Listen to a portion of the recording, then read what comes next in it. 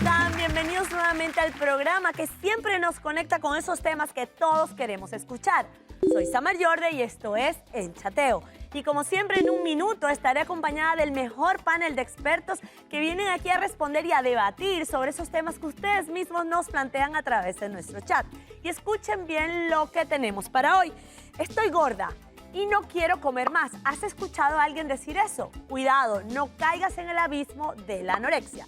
Luego en nuestro segmento holístico hablaremos o revisaremos cuáles son los métodos más efectivos para predecir el futuro. ¿Realmente existen? Y al final entraremos en contacto íntimo y hablaremos sobre los mitos y verdades de la masturbación. Si te gusta el programa, no te muevas porque el chateo inicia ya con este clip.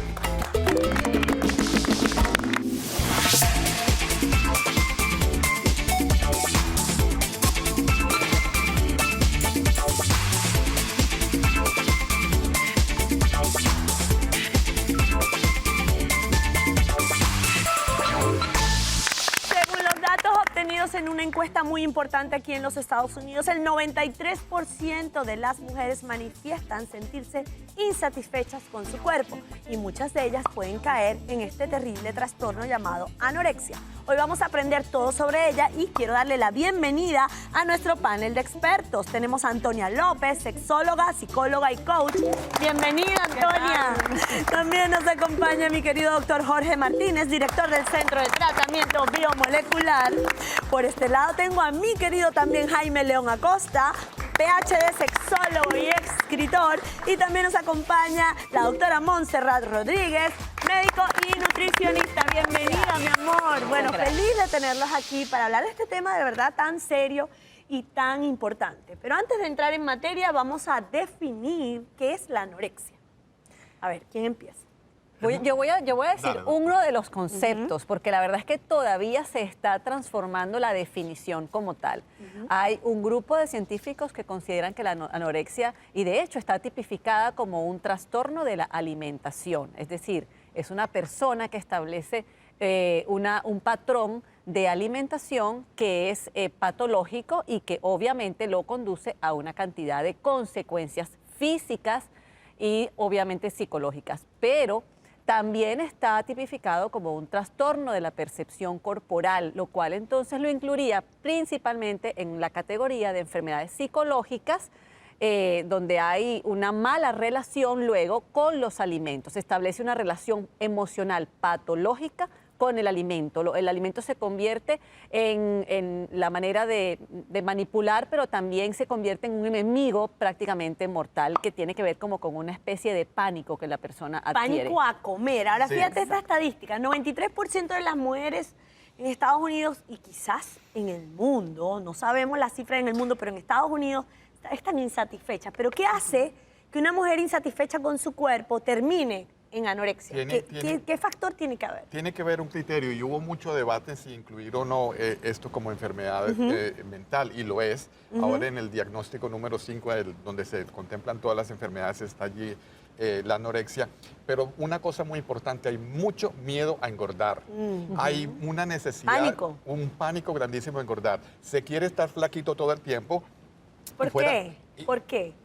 Por ese mismo trastorno, y enseguida podemos ir a analizar un poquitico de las cosas, pero otra de las cosas que quería decir, la persona es incapaz de darse cuenta que está muy delgada. Es decir, que eso que hacemos todos, que nos miramos, me falta, estoy más gordito o más gordita, estas personas no tienen esa capacidad. Siempre se van a encontrar gordas, a pesar de estar extremadamente delgadas. Y da igual lo que le digas, porque es una distorsión de la percepción de esa persona. Cuando se mira a un espejo, realmente no ve una persona delgada al extremo de estar muriendo en un hospital. Claro, pero ¿hasta qué punto las redes sociales, el entorno tiene que ver con eso? Porque antes las mujeres gorditas eran las más, cuando la época de Marilyn Monroe, las curvas estaban de moda.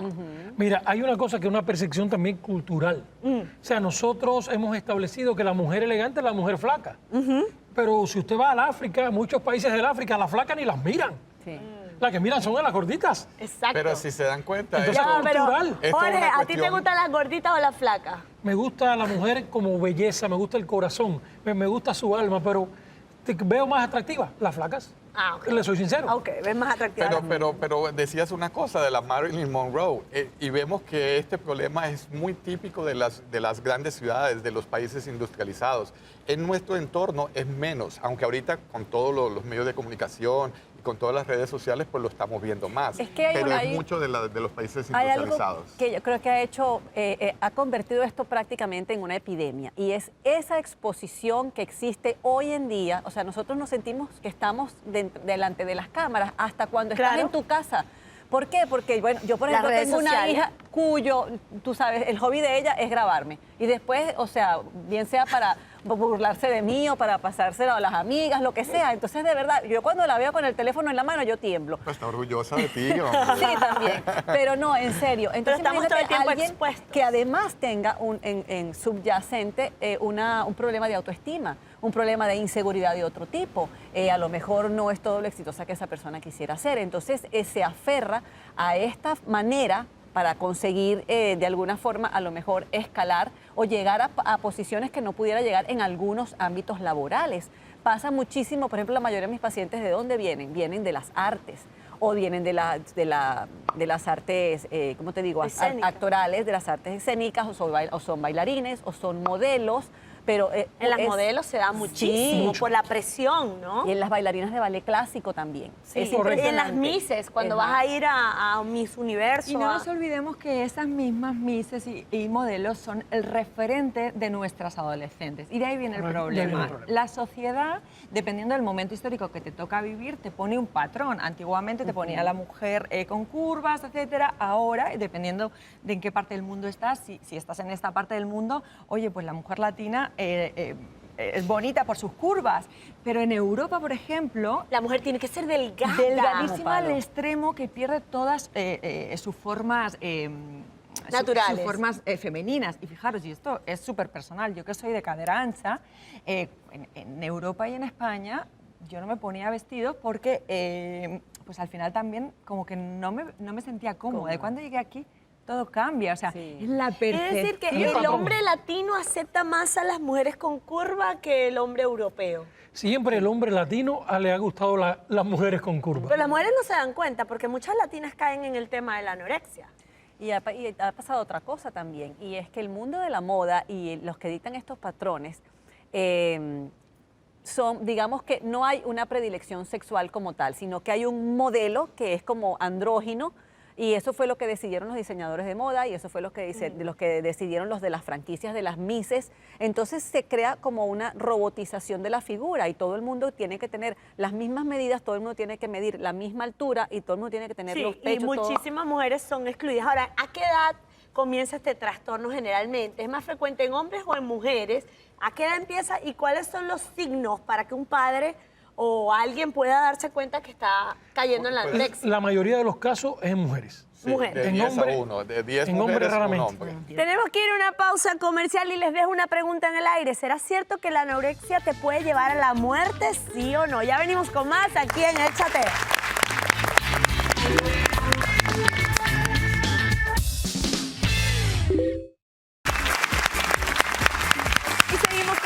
Aquí en El Chateo con este importante tema, anorexia. Y antes de irnos a la pausa comercial habíamos dejado una pregunta en el aire. ¿Realmente la anorexia puede traer consecuencias fatales? Absolutamente. Sí. La muerte. Sí. La muerte. Muchos casos de modelos que han muerto debido a la anorexia. El problema de la anorexia tiene algo, que una vez que empieza y la anorexia se hace ya muy severa, el sistema digestivo empieza a destruirse.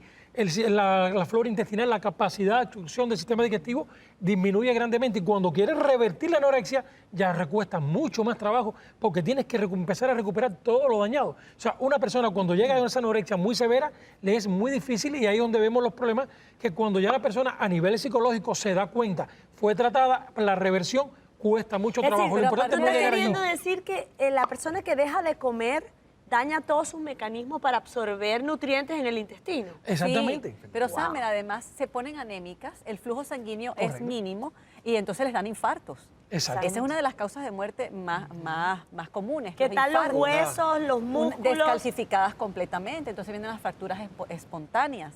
Aparte de eso, bueno, ni hablar de que se les cae el cabello, de que se les la menstruación. tienen reflujo, se le va la menstruación, tienen reflujo porque aunque no vomiten, pues a veces tienen los ácidos gástricos. Los ácidos están ahí. Están ahí que funcionando sobre nada, o sea, es como si se sobreprodujera, pero realmente no hay una sobreproducción. Y la parte psicológica, el suicidio es altísimo en las personas que tienen este problema.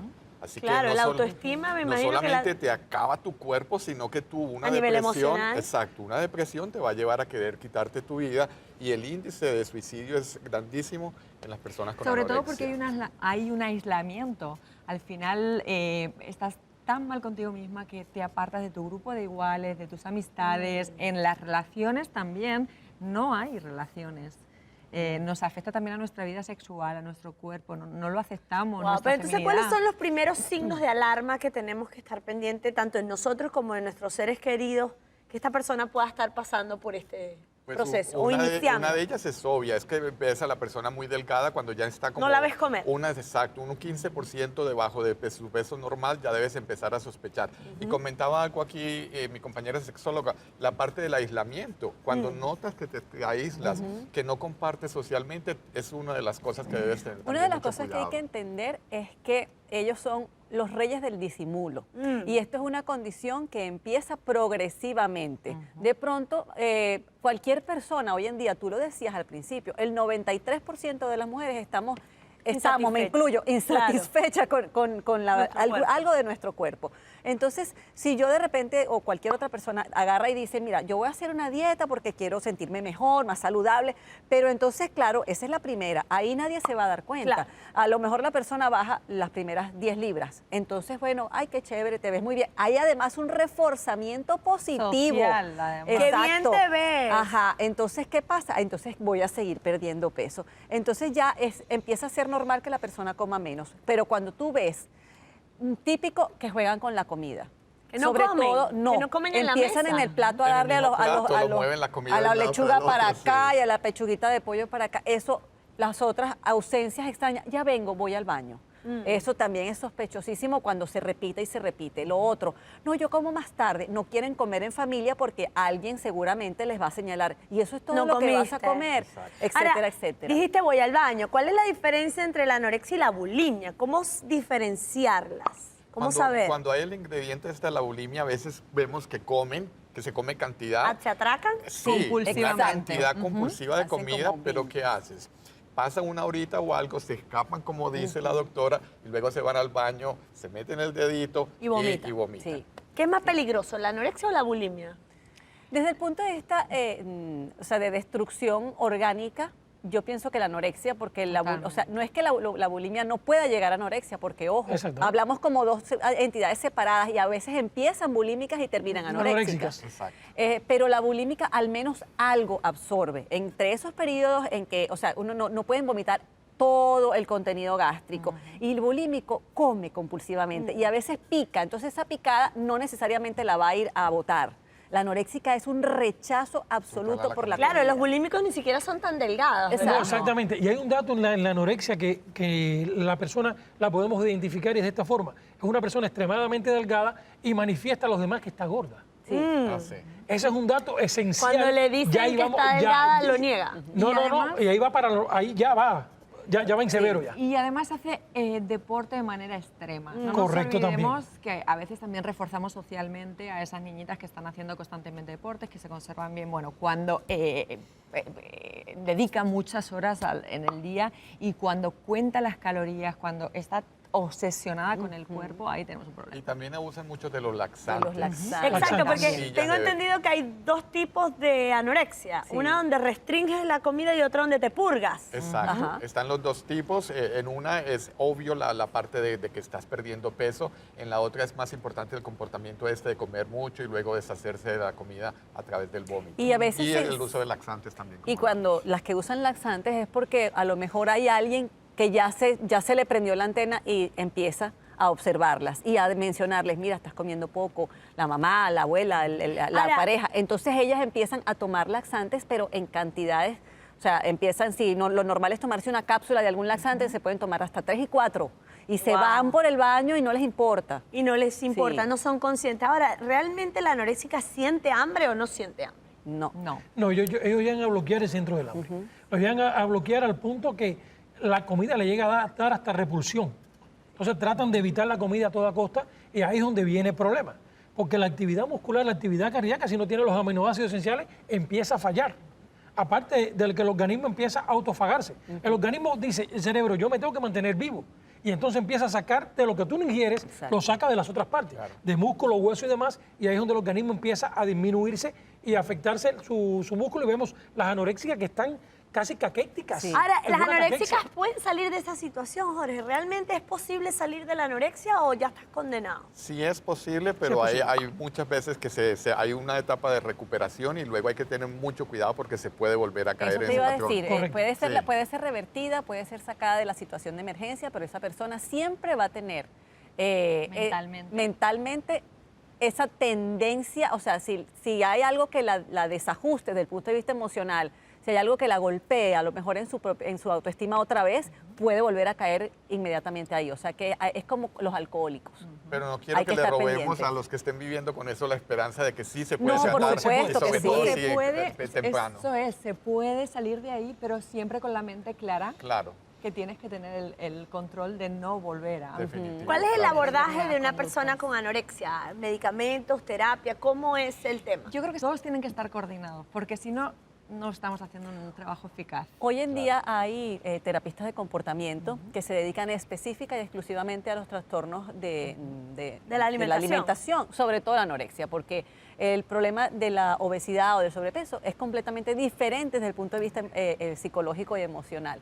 Entonces, esas personas están siendo bien exitosas para tratar a los Pero los anoréxicos. anoréxicos tienen que recibir algún tipo de medicamento, algún antidepresivo o algo. Bueno, todo definitivo en qué nivel de anorexia estás, porque hay parte cuando ya te afecta la parte médica, definitivamente vas a tener que tener un control médico muy, muy rígido. Y nutricional. Es nutricional. En la parte psicológica vas a tener que lidiar con tu autoestima, terapia cognitiva, de cómo ayudarte a expresarte diferente de ti mismo. Así que como decías, Y es un importante- tratamiento ¿En qué etapa integral. está de la anorexia? Sí. Porque Y es si ya es una etapa importante- del sistema digestivo destruido, ya tienes que tener un tratamiento clínico. Y parenteral. Hospitalizado. Sí. Y una cosa, acuérdense que, porque también a mí me pasa mucho, la primera persona que buscan es la nutricionista. Esa es la última que hay que buscar. Claro. Porque ahí es donde el rechazo, ahí es donde baja la Santa María el paciente. Porque lo último que ella quiere oír es de que alguien Tienes le que diga, comer. ajá, o cómo comer, o cómo cuadrar las dietas o las calorías. Eso,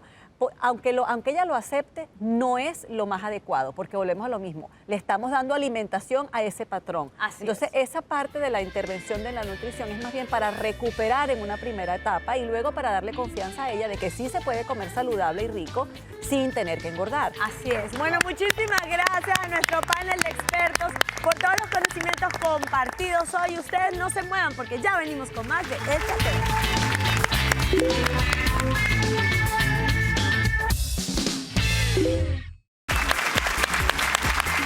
Seguimos chateando juntos y ahora en nuestro segmento holístico revisaremos los métodos más efectivos para predecir el futuro o el porvenir.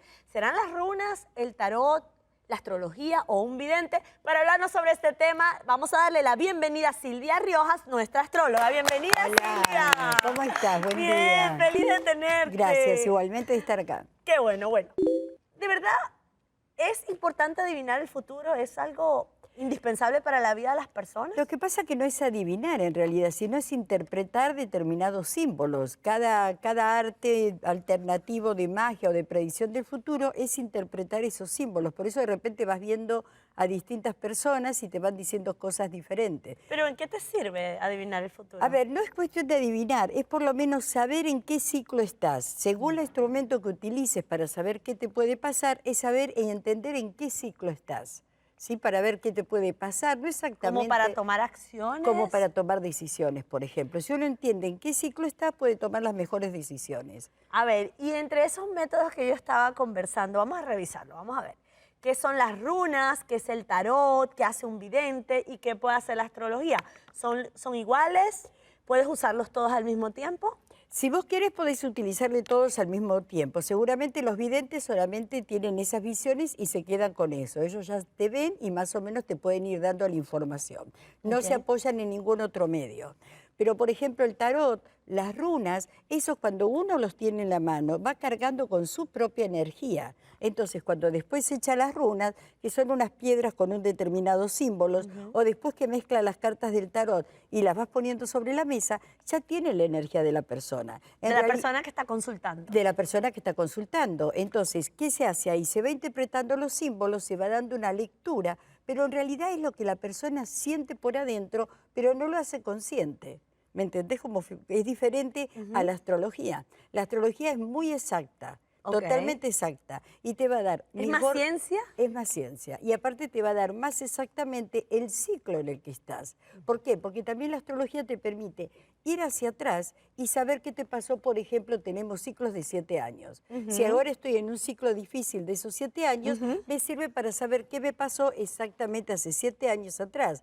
En la astrología es muy importante saber el pasado, porque en base a lo que te sucedió, sabes qué es la situación que te puede empezar a pasar. Es algo que uno lo va construyendo día a día y de repente tenés un ciclo que, por ejemplo, no te conviene comprarte una casa. A lo mejor te conviene esperar un par de meses para hacerlo en una época mejor. Claro, ¿y hasta qué punto la astrología nos puede ayudar a saber si nos vamos a casar, si vamos a tener hijos, si vamos a tener la casa de nuestros sueños o el dinero por el que siempre hemos trabajado? ¿Hasta qué punto es exacto? Porque la astrología te va a dar todo el piso de tu vida, te va a dar la base sobre lo que vas a construir tu vida, lo que heredaste de ancestros, también tus tendencias psicológicas de cómo vas a tomar tu vida. ¿Sí? Y eso te va dando porque está dividido en varios sectores. Por ejemplo, la casa, vas a ver la casa 4, si te vas a casar de la casa 7, cuáles son los signos. De acuerdo a los planetas que tengas en la casa 7, podés saber qué tipo de matrimonio vas a tener, si es más fácil divorciarte o no vas a hacer un matrimonio para toda la vida. Entonces te da toda una tendencia, una serie de herramientas que vos, teniendo esa información, te permite actuar mejor. Si yo sé que tengo una casa 7 difícil del matrimonio, bueno, si me caso con el que realmente es, con el que realmente quiero, bueno, voy a estar más tranquila, tratar de no pelear porque puedo tener una tendencia hacia el divorcio. Wow, es cierto que cuando tú conoces a una persona y te haces una carta astral en conjunto con esa persona, puedes incluso predecir si esa relación va a funcionar o no y va a durar en el tiempo. Sí, eso se hace muy fácil. Se comparan las dos cartas o se unen las dos cartas. O socios, podés hacer esa combinación con todos. Por ejemplo, en pareja, si realmente se vinieron a encontrar como pareja. Como socios, si realmente van a poder hacer dinero juntos. ¿Sí? Entonces vos podés hacer distintas combinaciones. De repente las mamás con sus hijos adolescentes que no lo entienden. Podés comparar ambas cartas, podés unirla y entender qué tipo de lazo los unes, cómo es la convivencia entre ellos. Entonces, más que una predicción del futuro, ¿sí? Es una interpretación de cómo vos vas a tomar tu vida a nivel psicológico y qué tipo de programaciones traes. Entonces, de ahí en adelante se pueden ver los tránsitos que te dice de acá todo el tiempo de años que vos quieras lo que te puede pasar. Y eso la persona lo va a tomar también, ok, si tengo un tiempo bueno, lo aprovecho y me juego con todo en los proyectos que quiero. Pero si tengo un tiempo que es más difícil, trato de recojo. Claro, no trato de no iniciar proyectos. Por eso ahí la guía de la carta astral es excelente, ¿me entendés? Porque aparte es totalmente objetivo, diríamos. Ahora, ¿eso inclina o determina? Me explico. Si me dices que en el año 2019, en el primer trimestre, tengo riesgo de tener un accidente de tránsito. Te inclina.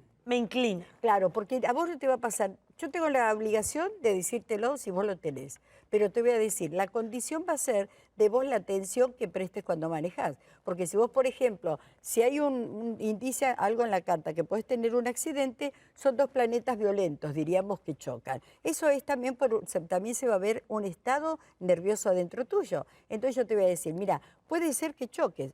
Depende de que si vos estás enojada, no te subas a manejar enojada, sino que te tranquilices, tomes conciencia, estés haciendo presencia mientras manejas. Si te pasa eso, no tenés por qué chocar. ¿Me entendés? Es cuestión siempre de conciencia. ¿Es como una alerta más bien? Es una alerta, es para tener cuidado, porque también no hace falta que me estrelle con el auto. Puedo tropezarme en un escalón y me dio un golpe malo. Pero eso va a ser reacción que yo no estoy prestando atención. Me peleo con vos, salgo toda enojada, protestando, me subo al auto y acá nomás en la esquina no vi el stop porque me fui toda enojada. Porque había una predisposición del universo para que eso sucediera. Y no supe tomar el recaudo. Y hay algo que me parece muy interesante, porque muchas personas generalmente el que está feliz y tiene todo resuelto en su vida no recurre No, ni a no la gana. astrología, ni al tarot, ni a las runas, ni a nada. Uno va a estos métodos cuando estás desesperado, estás ansioso por obtener algún tipo de respuesta o fin de una situación. ¿Es realmente motivador? O sea, ¿has visto resultados positivos en una persona que tú le digas, ¿sabes qué? Esta mala racha que estás pasando termina en el mes tal y luego vienen bendiciones a tu vida? ¿Cómo reaccionan tus clientes en ese momento? No, reaccionan súper bien, porque vos si estás en crisis con la astrología podés tener la fecha que termina la crisis, que podés terminarla antes. Si vos ya sabés que estás en un periodo difícil, vas tomando determinado tipo de acciones a no arriesgarte, a estar mucho más tranquilo. ¿Me entendés? Entonces es saber cuándo se termina la mala racha y entender mientras que estás esperando para no actuar, qué tipo de cosas podés hacer. Porque no solamente toda tu carta va a estar gobernada por esa mala racha. Tenés otros sectores que te pueden ir muy bien. Claro, que no todo puede ser negativo. No, sino, seguramente que no. me encanta haber aprendido sobre estos métodos para predecir el futuro. Y ustedes no se muevan, que ya venimos con más de El Chateo. Gracias, Silvia.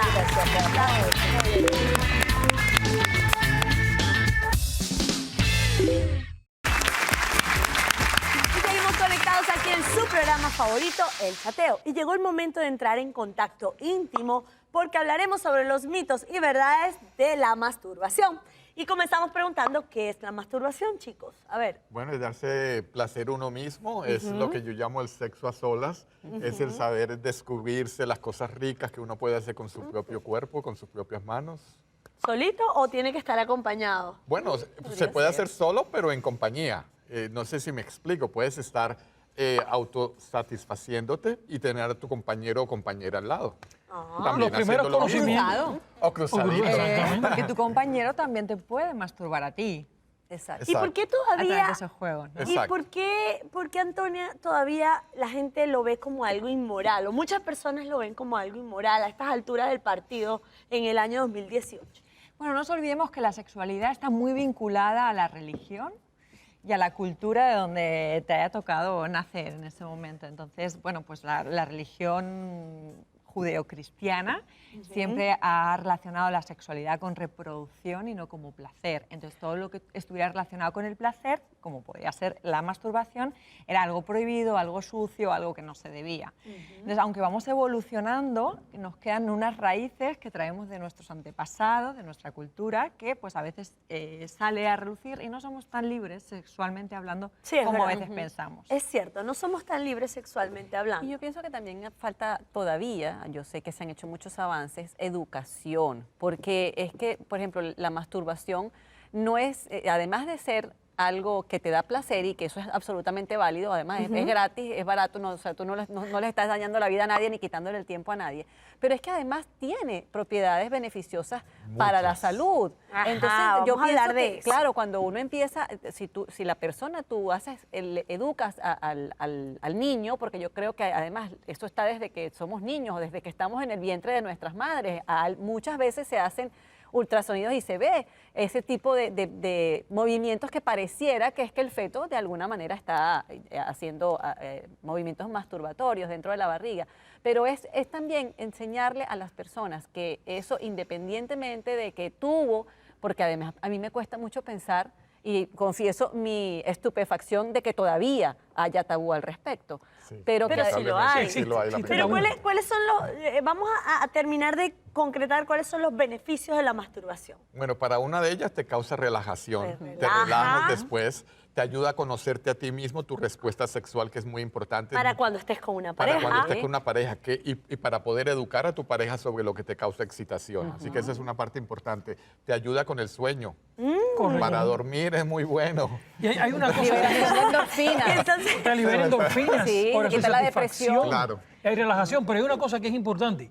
¿Por qué surge la masturbación? Y es que en las áreas que regularmente tocamos o acariciamos para crear esa excitación o esa erección en el caso del hombre, son áreas que están muy bañadas, muy ricas en terminaciones nerviosas.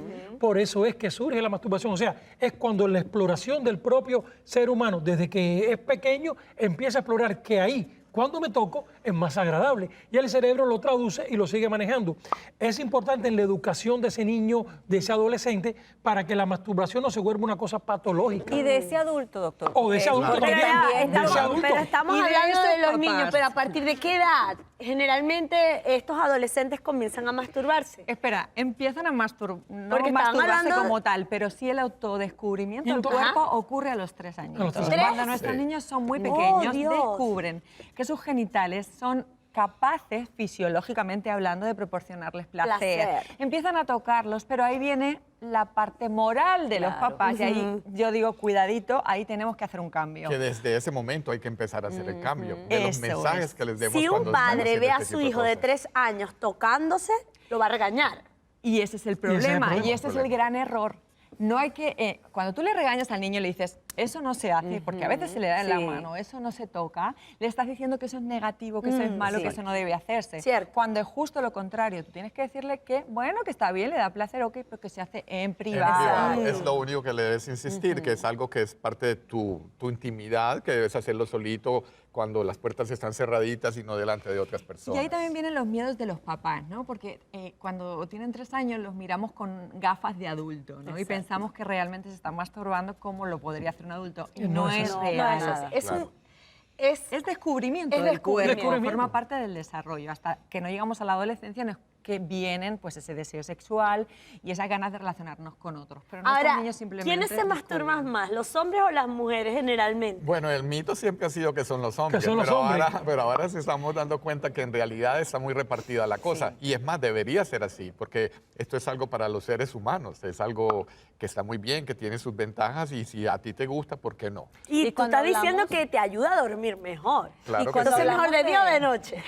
No, mira, y cuando hablamos de De noche, descubrirnos de y de reconocernos para también después poderte orientar a nuestra pareja, es porque la mujer es un poquito más tricky desde el punto de vista anatómico, o sea, un Ajá. poquitico más complicada, no porque sea en el mal sentido de la palabra, sino que es diferente. Bueno, es somos delicada. complicadas en todo el En sentido de todos la los palabra. sentidos de la palabra. Pero entonces en el hombre el aparato genital está a la vista, está expuesto, el órgano o sea, donde hay la erección y todo lo demás está ahí. En la mujer no se ve a simple vista. Entonces por eso es que en el hombre pareciera que es mucho más frecuente, a lo mejor en algún Claro. momento lo fue, y en las mujeres a lo mejor les daba más vergüenza por estas razones que Poderlo hemos dicho. No, mencionar. y poderlo estarlo hablar. decir. Acuérdate que tenemos un tabú de machismo, familia. Sí. Totalmente. Entonces, para el hombre es normal, es más macho porque puedo masturbarme 4 veces al día, pero la mujer, si lo hace, yo creo que esa es una mujer que no es buena, que no sirve. Mira. Y no es así. Y además no es no así. solo- Mira, pero Solamente- pusiste algo en la mesa interesante. ¿Cuántas Totalmente. veces al día es normal masturbarse? Porque no es lo mismo una persona que se masturbe 4 veces que alguien... Mira, yo no hablaría de un ¿Cómo? número. Si Que lo- ¿Hasta dónde es normal? ¿Hay patología en esto? puede ser cuando... Siempre que no te cuando- interfiera en tu vida Exacto. cotidiana. Si no te interfiere y no descuidas otros aspectos de tu vida por estarte masturbando todo el día, porque yo he tenido pacientes que sí han tenido dificultad en mantener un horario de 8 horas porque tienen que masturbarse 5 veces al día. Sí. Entonces Wow. tienen que estar saliendo y ya eso causa problemas en tu trabajo. Y si te causa problemas con tu pareja también. Pero Entonces, si no O sea, te- puede tiene que haber traer una la casa. adicción a la masturbación. Así se puede, Sí, claro. se puede crear una obsesión, inclusive, donde el hombre no tenga satisfacción con la pareja y sí a través de la masturbación. no se acuerdan Y de ya, ese ya Crespo. ya eso es un problema que tiene que haber una Del sexóloga avión. en pareja. Pero hay una anécdota que les voy a contar rapidito, que no conocen. Yo estuve en la guerra y fui, ¿Cuándo? sí, hace unos años, y cuando hablé con el Una caja de psicólogo... Más Pandora. viejo de lo que uno cree. Sí, sí, un poquito. En el año 1950... Más o menos. Y entonces cuando estuve allí hablé con un psicólogo, digo, mira, una persona me manifestó que está preocupado porque se manifiesta 3 veces, se masturba 3 veces al día y dice el psicólogo, bueno, no te preocupes, cuando llegue después de las 6 empezamos a hablar. Es decir, que no Pero afecta. no. ¿Hay algo negativo con la masturbación? ¿Puede dañarte? ¿Puede hacerte algo? Puedo, Bueno, si yo no- exageras te puede dar Claro, irritación. Exacto. O una infección. Pero si ahí haces está la con educación un que perfil también les inadecuado. damos a nuestros chicos, ¿no? Yo durante un tiempo di talleres, cursos en high school para nuestros adolescentes en España y era curioso porque cuando les preguntábamos A ver, ¿quién de aquí se masturba? Los chicos levantaban la mano, las chicas se callaban, había vergüenza. Entonces yo creo que es importante también que rompamos ese tabú. Por lo que decíais antes, no, las mujeres también lo hacen. No, las niñas todavía siguen teniendo tabús, todavía no lo hablan, todavía piensan que la masturbación tiene que ser vaginal y no saben ni qué es el clítoris, no se lo mostramos cuando les hablamos de los genitales. Entonces creo que hay mucho por hacer ahí. Mucho por educar y mucho para hacer. Pero tenemos que ir a una pausa comercial y me voy con una pregunta en el aire. ¿Qué pasa con esas personas que aún teniendo pareja prefieren masturbarse? ¿Está bien o está mal? Venimos con más en un minuto aquí en El Chateo.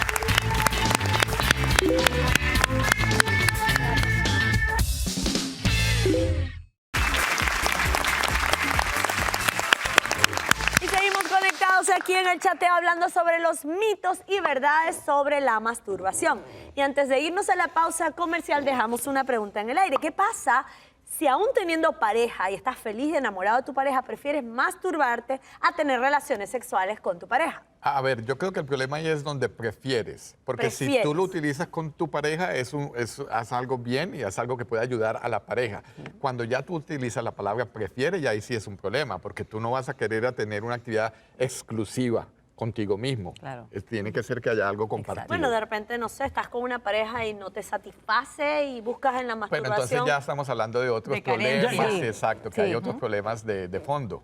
Pero entonces, es decir, si tú prefieres masturbarte a estar con tu pareja, debe haber un problema de fondo. Ahí definitivamente puede haber incluso sí. un problema de no entendimiento en lo que es la relación sexual como tal. O sea, si yo no le digo a mi pareja cómo me gusta, en qué intensidad, entonces yo asumo que la otra persona va a adivinar, entonces a lo mejor es incómodo. Exacto, pero todo lo que tú vayas a hacer que va a reemplazar lo que es la interacción con tu pareja está mal. Pero espera, es decir, si tú lo estás utilizando como única vía de expresión sexual, ahí es donde yo Pero tengo yo tengo el problema. una pregunta. ¿Qué pasa con esas personas que les da pena decirle a la pareja que las masturbe o se masturben? No vaya a pensar la pareja que no es suficiente para ellos, que necesitan masturbarse para lograr el orgasmo. Sobre todo las mujeres. Bueno, los hombres también. Ahí ya es una cuestión de comunicación. Es el punto. Es que parece que solamente hay una práctica sexual, que es tener un coito y ya. Y hay miles de posibilidades, todas las que usted sea capaz de imaginar para poder obtener disfrute. Y a veces a la mujer pues también hay que acariciarle el clítoris sin necesidad de tener una penetración y otro tipo de prácticas.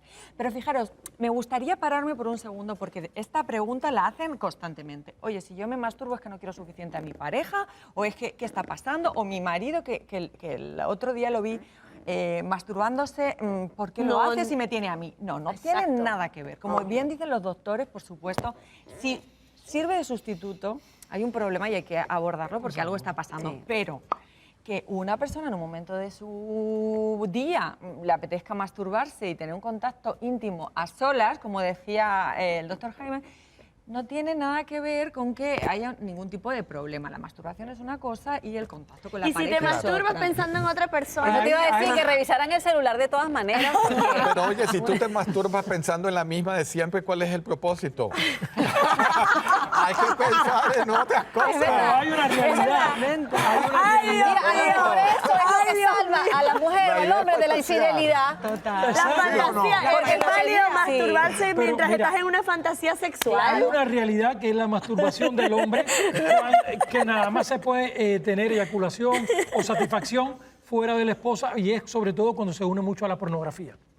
Cuando hace una fijación de la masturbación y la satisfacción solamente a través de la pornografía y no hay otra forma, ahí hay un problema patológico ya. Ya hay un problema a nivel psicológico que tiene que ser estudiado, porque si no sale de ese patrón, nunca va a tener excitación. Pero una vez más nos estamos yendo al extremo donde esa es la única forma de expresión sexual. Cuando vemos como única vía. Vamos a aclarar esto. Las personas que tradicionalmente necesitan ver pornografía para masturbarse, cuando van a una relación de pareja, ¿eso les va a afectar de alguna manera? ¿Sí o no? Pues si no van a poder tener una respuesta sexual, sí. Si solamente están condicionados a que tiene que ser con la presencia de la pornografía, Exacto, pero yo diría, la pornografía, que es un estímulo visual más que todo, tú lo puedes traer dentro de tus fantasías. Claro. Es decir, trae eso, Y en nadie vez de se da tener un cuenta. aparato, lo pones en tu mentecita y lo utilizas con tu pareja y lo más seguro vas a tener una buena respuesta sexual. Y luego, igual que aprendemos a caminar o a ir en bicicleta, también aprendemos nuestras conductas sexuales. Y hay personas que se han aprendido, que han utilizado la masturbación porque han estado solteros durante mucho tiempo, por lo que sea. Y obviamente cuando hay un ritmo, hay una velocidad, hay una manera de tocarte, que eso hace que puedas eyacular antes o que llegue el orgasmo antes. Entonces muchas se piensan que es su única vía. Y el problema está en que no le dedican el tiempo. Exacto. Ok, hasta aquí ha sido tu única vía porque no has tenido otra posibilidad, pero ahora tienes una nueva pareja, dedícate a experimentar, que verás cómo también puedes obtener ese placer de la otra vía. Y a veces no se dan ese permiso, ese tiempo. Dicen, ay, yo la única manera que tengo de obtener el orgasmo es a través de la masturbación, y no es cierto. Y rescato lo que dices, hay que abrirse. A veces estamos como en un túnel y por favor hay que abrirse. La sexualidad es muy amplia, es muy bonita y a veces la queremos ver solamente de una forma y eso no funciona. Y es malo, pregunto, esas mujeres que solamente pueden lograr el orgasmo a través de la masturbación, aún teniendo la pareja. Es decir, que necesiten estimular su clítoris para tener un orgasmo. Bueno, es que el orgasmo se consigue a través del clítoris en el 70% de las ocasiones. El 70% Los orgasmos de las vaginales mujeres no son muy frecuentes. en un 30, en una cantidad muy bajita, y eso es lo que las mujeres no saben. ¿Por qué? Porque obtienen el orgasmo a través de una penetración vaginal y se piensan que es vaginal, pero no, es por roce indirecto del clítoris. Y yo no sé si ustedes están de acuerdo conmigo, pero si llegas al orgasmo, así sea de esta forma o de aquella forma, ¿Qué más llegaste. da? ¿eh? Sí, yo pienso que el Eso problema es lo está bueno. cuando tú Lo no bueno es llegas cumplir con el mandato. Exacto, que No, se pero llegue. y lo que estábamos hablando, si la pareja está insegura o si incluso ha habido otro tipo de conflictos y ves que una de las partes ve que la otra solo lo logra a través de la masturbación, entonces viene toda esa carga de rollos mentales de por qué y por qué no, y qué será lo que me pasa a mí, será que tiene otro, etcétera, Pero en etcétera. eso es que hay que trabajar y Claro. tenemos que ampliar la mente con Sí. ese tipo de ¿Y qué pasa con una pensamientos. persona que no tenga relaciones sexuales, no tiene pareja y no se quiera masturbar? No Ah, pasa está nada. bien. Que No se pasa meta nada. cura. No tiene ninguna, no Digo tiene yo, no ningún sé. efecto negativo en sus emociones. No, la sexualidad es algo muy personal, Sí. es algo que si te sientes con deseos, si no los hay, pues no los hay. Y ya en algún otro programa pues podremos hablar un poquito de lo que es la anorexia sexual. Hay gente que simplemente no a la Y sexualidad o eso a no la trae expresión ninguna sexual. consecuencia, Jaime, ser anoréxico sexualmente, ese término. No, me gusta, me gusta. A nivel fisiológico no, a nivel fisiológico no. Inclusive No. en el hombre, aunque no tenga masturbación y no eyacule, y el hombre produce espermatozoides constantemente hasta que muere, aunque no eyacule, el mismo organismo reabsorbe todo lo demás y no, fisiológicamente no hay Y consecuencias. yo pienso que también hay, esas personas trabajan mucho la sublimación. Entonces suelen, ese apetito y ese deseo sexual lo vuelcan o lo canalizan a través de otra actividad que los Exactamente. apasione tanto como a lo mejor Como el tener sexo. sexo. Claro, ahora, Mira. ¿es peligroso masturbarse con juguetes sexuales y cosas extrañas? A veces usan frutas y... Bueno, Bueno, yo creo que los empezar- juguetes sexuales higiene. para eso Exacto. para eso los inventaron. ¿no? Lo que yo sí diría, hay que tener cuidado con que juguetes que sean de verdad para eso, porque aquel que se pone a inventar y se Sí. mete un salchichón o alguna cosa rara, pepino. un pepino, puede resultar en un hospital, en una operación. sí. Es que ha Así pasado, Sí, no, sí. mucho ¿sabes cuidado. qué? pasado Sí. con botellas de vino Botellas vacías. y de desodorantes. Había un desodorante famosísimo allá en Venezuela que era De en doble una uso, bolita. de doble uso. ¿Y qué pasó? Venían con mucha frecuencia con ese device Ese dispositivo. adentro que se fue y no hallaban cómo Pero era sacarlo. que No, se y- iban y ha a dar pasado- buen olor por Y otro no, lado. y en los hombres ha pasado, los hombres que son bisexuales o son homosexuales, pero no le da pena manifestarlo o lo que sea, el tabú que tengan, llegan a un cuerpo de guardia que no pueden ir al baño, tú le haces los exámenes, parece que es una obstrucción intestinal y cuando encuentras un pepino. Sí. Ya putrefacto Dios. inclusive. Hay que tener Falta mucho de cuidado. confianza con tu novia o con tu mujer. Hay que tener Dile que cuidado. te gusta que te Y- estimulen analmente, Analmente, y ya. exacto. Y que no Y tiene nada que punto. ver con la No, homosexualidad. no tiene que nada que ver. Simplemente El hombre tiene tranquilidad. más receptores, más estimuladores en el ano que la propia mujer. Es increíble. Ahora, una última pregunta. ¿De qué depende que aparezcan las ganas para masturbarse? De la libido sexual. de la cabeza. Y lo tenemos todo. Todo está acá. Pero uno está tranquilo tomándose una taza de té y de repente le llega la gana. Bueno, menos que en Hay que esa sacar el taza, a random. menos que te acuerdas de que te tomaste una taza de café con fulano de tal, aquel día, en aquella tarde, En en la el playa. contexto. Entonces, claro. Bueno, yo todo creo que está aquí tenemos una diferencia entre hombres y mujeres. Ah, cuéntame. ¿Verdad? A ver. Nuestra vida sexual, en más el caso de las elaborada. mujeres, es muy emocional. Necesitamos tener un estímulo, como bien dice la doctora, que bien sea el compañero o la fantasía, lo que sea, que me provoque ese deseo. Pero en cambio los hombres es más físico, es más Más físico. finalista, ¿no? De repente aparece esa ganas y aparecen. Y aparecen porque son más básicos No. que las mujeres. Así defendiendo el gremio de los hombres. Muchísimas gracias a nuestro panel de expertos por toda la contribución en este segmento y ustedes síganos siempre día a día en el mejor programa de la televisión, El Chateo.